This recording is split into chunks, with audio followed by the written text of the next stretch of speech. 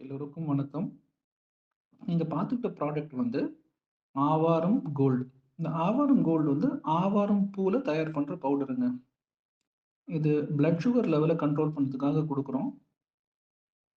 இது எப்படி தயார் பண்றோம் அப்படின்னா, இந்த பூக்கள் வந்து மேற்கு தொடர்ச்சி மலையில அடிவாரத்தில இருக்கிற தோட்டத்திலிருந்து பிரத்யேகமாக பறிச்சு, அது கரெக்ட்டான மெத்தட்ல ப்ராசஸ் பண்ணி, அதோட தன்மைய தக்க வச்சு குடுக்குறோம்.